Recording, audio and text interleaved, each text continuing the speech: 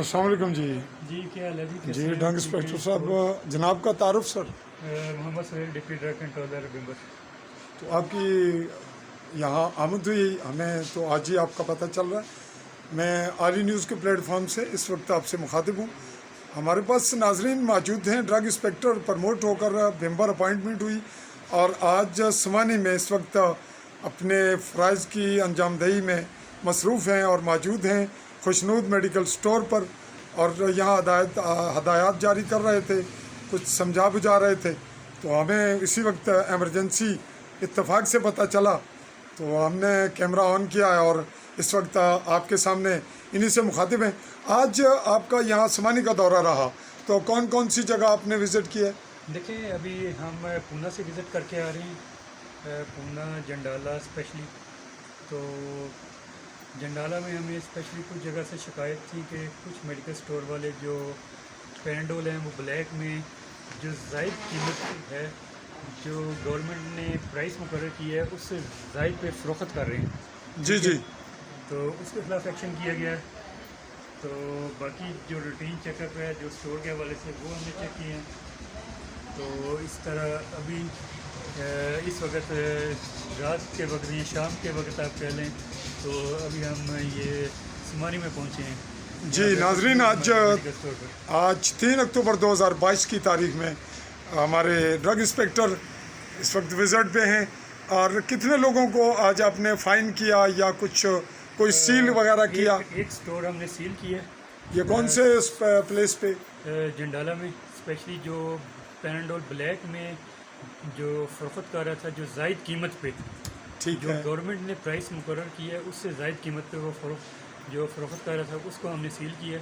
और उसके खिलाफ हम जो केस है वो तहत ज़ाब्ता उसको प्रोसिक्यूट करेंगे नेक्स्ट।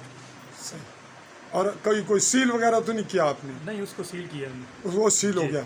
और इस वक्त आपने समानी में मुख्तलिफ स्टोर्स वगैरह देखे हैं, जी। तो क्या पोजीशन रही समानी की?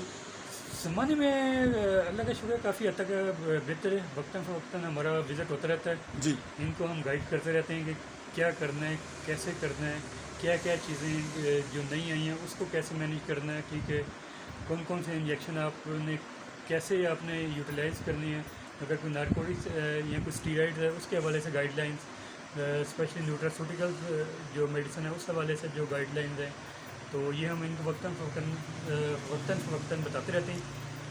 तो आप ये बताएंगे कि आवाम को आपकी जानिब से क्या मैसेज जाए कि आवाम को शऊर भी आए, या आवाम के मुतलका और आपके और मेडिकल स्टोर, यानी आवाम का मेन रोल है जो जिनकी वजह से आप एम्प्लॉय हैं और ये मेडिकल स्टोर खुलें, और मैं भी साफ़ी हूँ, तो इसमें आवाम मेन किरदार है आवाम का।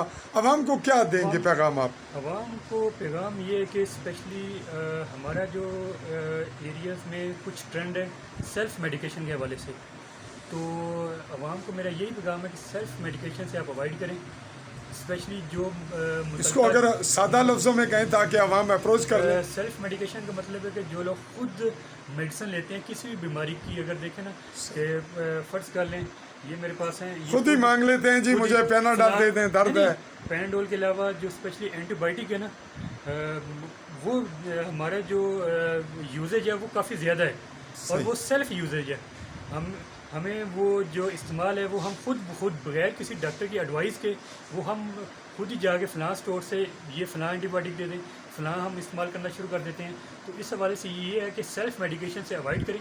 अगर किसी भी फ़र्द को कोई भी मसला है तो हमारे पास क्वालिफाइड डॉक्टर्स मौजूद हैं, ठीक है, MBBS डॉक्टर्स मौजूद हैं, तो उनके पास विज़िट करें, उनको चेक करवाएं, उसके बाद जो मुतलका प्रिस्क्रिप्शन वो एडवाइस करें उसके मुताबिक वो मेडिकेशन लें, ठीक है, सेल्फ मेडिकेशन से बचें।